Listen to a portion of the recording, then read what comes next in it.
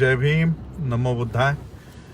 विश्व के सभी मेरे साथियों को राजरत्न अम्बेडकर की ओर से जय भीम, नमो बुद्धाय। आज 15 अगस्त 2021, आज भारत के आज़ादी का 75वें साल में हम पदार्पण कर रहे हैं। आज के दिन की मंगल कामना देनी चाहिए या नहीं देनी चाहिए, ये कुछ मुद्दे में जो रखूंगा उसके ऊपर आप लोग तय कीजिएगा। लेकिन फिर भी मैं जिन जिन महापुरुषों ने हमारे आज़ादी के लिए अपना बलिदान दिया है, इस देश के मिट्टी की आज़ादी के लिए अपना लहू बहाया है, उनके कुर्बानी के लिए, उनके याद में मैं उन्होंने जो त्याग किया, बलिदान किया, उनके बलिदान को नमन करता हूं। और भारत के आज़ादी के 75वें साल में हम पदार्पण कर रहे हैं। एक तरफ आज नरेंद्र मोदी इस देश के प्रधानमंत्री लाल किले से भाषण करते हैं, 100 लाख करोड़ रुपए का पैकेज जाहिर करते हैं। आप लोगों ने सुना होगा, पिछले कोरोना के लॉकडाउन में भी इन्होंने इतने ही बड़े रकम की पैकेज अनाउंस किया था, 10 लाख करोड़। अब एक जीरो और बढ़ा दिया है, अब हो गया है 100 लाख करोड़। यानी इसमें जीरोस कितने होंगे ये भी आप लोग देखिए। इस देश की लोक संख्या 132 करोड़ है। 132 करोड़ देशवासियों के लिए 100 लाख करोड़ रुपए का पैकेज दिया गया है। अब ये पैकेज 132 करोड़ लोगों को मिलता है या इस देश में बसे 7 परिवारों को मिलता है, ये भी देखने की जरूरत है। इस देश के प्रधानमंत्री ने बेटी बचाओ का भी नारा दिया है और बेटियों के लिए सैनिक स्कूल खोलने के लिए भी उन्होंने आज अपने भाषण में बात कही है। तो बेटियों के सैनिक स्कूल के दाखिले के लिए प्रधानमंत्री कह रहे हैं, लेकिन उन्हीं के नाक के नीचे दिल्ली में ही, अभी मैं दिल्ली से ही 2 दिन पहले दिल्ली में था, दिल्ली कैंट में जो मिलिट्री का क्षेत्र है, कैंटोनमेंट एरिया है, जहां पर पुलिस का क्षेत्र भी नहीं होता, मिलिट्री का क्षेत्र होता है। उस मिलिट्री के क्षेत्र में भी एक अनुसूचित जाति की परिवार की एक बच्ची पर इस देश के पुजारी बलात्कार करते हैं, और बलात्कार ही नहीं करते हैं तो उसको जला भी देते हैं। देखिए, एक तरफ बलात्कार कर रहे हैं पुजारी और काटने की भाषा हो रही है मुल्लों की। यानी किस देश के लोगों का माइंडसेट में हम लोग प्रवेश करने जा रहे हैं कि बलात्कार पुजारी कर रहे हैं और काटने की भाषा मुल्लों की जा रही है। तो इसलिए मैंने कहा कि सही में क्या हम लोग आजाद हैं? क्या हमारे दिमाग आजाद है? क्या हम लोगों की सोच आजाद है? यानी केवल इस देश को एक में, तो ये सारे मुद्दे में रख रहा था। पिछले मंगलवार को ओबीसी बिल संसद में पास हुआ है, कॉन्स्टिट्यूशन 127th अमेंडमेंट एक्ट जिसे कहा जाएगा, ये बिल पास हुआ है। मैं एक रिपोर्ट पढ़ रहा था, यानी जब देश आजाद हुआ था तब कुछ गिने चुने जातियां, ये बैकवर्ड क्लास हुआ करती थी। कुछ गिनी चुनी जातियों को बैकवर्ड यानी पिछड़ा ये उनको उपाधि दी गई थी। और आज जब मैं ये न्यूज पढ़ रहा था तो इस देश के 75% लोग, 75% लोग अब बैकवर्ड के लिस्ट में आ चुके हैं। तो देखिए, 75 साल में हमने इतनी प्रगति की है कि इस देश का 75% वर्ग अब हमने पिछड़ा बना दिया है। उनकी स्थिति हमने इतनी बेहतर बना दी है कि अब वो 75% के लोग अब बैकवर्ड क्लास में गिने जाएंगे। अब शेड्यूल कास्ट की आप प्रगति करने के लिए उनको रिजर्वेशन देना चाह रहे थे, एसटी की प्रगति करने के लिए रिजर्वेशन देना चाह रहे थे। यहां महाराष्ट्र में वॉरियर कास्ट हुआ करती थी, जिनके पास 100 एकड़ जमीन हुआ करती थी, जिनके खेत हुआ करते थे, महाराष्ट्र जैसा राज्य आज तक उन्हीं के हाथों में है, सीएम उन्हीं के हैं।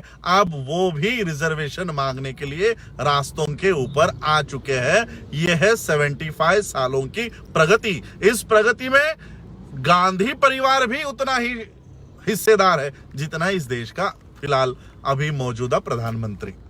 इसलिए मैं गांधी मोदी को अलग नहीं मानता। ये एक ही सिक्के के दो पहलू है, एक ही सिक्के के दो बाजू है।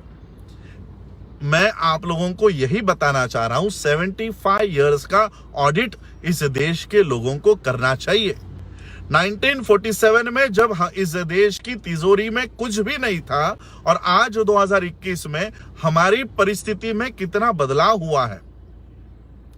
जो वॉरियर क्लास हुआ करते थे, आज वो बैकवर्ड्स के लिस्ट में आने के लिए झगड़ा कर रहे हैं। पिछले 5 सालों से मराठा कम्युनिटी रास्तों के ऊपर 1-1, 2-2 लाख के संख्या में उतर कर ये मांग कर रही है कि हमको बैकवर्ड का दर्जा दिया जाए।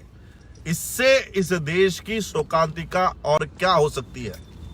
इस देश की व्यवस्था गांधी परिवार से लेकर मोदी और अमित शाह तक हो, ये सभी लोग सिर्फ 7 परिवारों के लिए काम कर रहे हैं।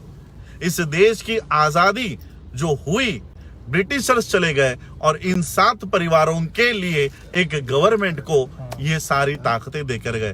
टाटा, बिरला, अंबानी, अडानी, ये सारे आज इस देश का जीडीपी जब -23 पर जा रहा है, तब ये फैमिलीज वर्ल्ड की सबसे अमीर फैमिलीज बन रही है।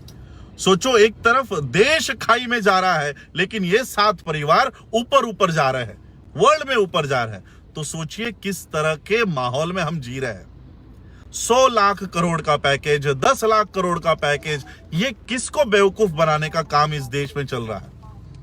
और इसलिए हम लोग ये आज सिर्फ भावनिक आधार पर कि हाँ 15 अगस्त आ गया, 26 जनवरी आ गया और हाथ में तिरंगा लेकर हम रास्तों के ऊपर आ रहे हैं। हमारी बच्चियों को बलात्कार किया जा रहा है, हमारी नौकरियां खत्म हो रही है, हमारे साधन संसाधन कम होते जा रहे हैं। ये सब भी हम लोगों को खुद, मुझे मेरी बातों को जाति एंगल से, धर्म एंगल से मत देखो। अगर मेरी बातों में कहीं पर भी गलत इंफॉर्मेशन है या कहीं पर भी मैं झूठ बता रहा हूं तो उसका खंडन कीजिए। हाँ, ये बाबा साहब के परिवार का है, इसलिए मोदी के खिलाफ ही बात करेगा, ये गांधी के खिलाफ ही बात करेगा, इस भावना से मेरी बात को मत सुनिए। मैं इंटेलेक्चुअल लोगों से कहना चाहूंगा कि इसके ऊपर आप लोग विचार कीजिए, डिबेट कीजिए। आज आप लोग कह रहे हो कि ओबीसी को रिजर्वेशन देंगे। अब 127th अमेंडमेंट बिल आप लोगों ने पास कर लिया। 2 दिन पहले पार्लियामेंट में यह सवाल पूछा गया, क्या रिजर्वेशन प्राइवेटाइज सेक्टर में लागू होगा। पार्लियामेंट ने जवाब दिया है कि रिजर्वेशन प्राइवेट सेक्टर में लागू नहीं होगा। एक तरफ आप ओबीसी को और बाकी के जातियां जो रिजर्वेशंस के लिए लड़ रही है, उनको रिजर्वेशन का गाजर दिखा रहे हो, और जहां पर रिजर्वेशन लागू होता है वो बेच रहे हो। बताओ मुझे, ये रिजर्वेशन का बिल कहां पास करने वाले हो, कहां लागू होने वाला है। जहां पर सरकारी नौकरियां हैं वो नौकरियां तो तुम प्राइवेटाइज कर रहे हो, जहां पर सरकारी स्कूलें हैं वो सरकारी स्कूलें तो प्राइवेटाइज करके अडानी अंबानी को दे रहे हो।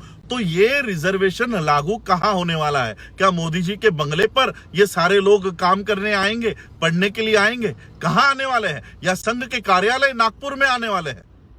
और इसलिए ये रिजर्वेशन का बिल पास तो कर रहे हैं, लेकिन इसका इंप्लीमेंटेशन जब होगा तब ये सीटें कहां दोगे आप, तब ये सीटें कहां लाओगे। और इसलिए हम लोगों को ये बात भी सोचना है कि किस तरह से ये हम लोगों को बेवकूफ बना रहा है और किस तरह से ये इस देश में हम लोगों को जैसे ही इलेक्शंस आती है, जैसे ही 15 अगस्त आती है, बस लाल किले पे चढ़ना है और बड़ी बड़ी बातें फेंक कर आना है, बड़ी बड़ी बातें फेंक कर आना है। और बस यही काम होते आ रहा है। 10 लाख करोड़ का पैकेज दे दिया, 16 लाख करोड़ का पैकेज दे दिया, और हम लोगों के हाथों में 1 रुपया तक नहीं आता।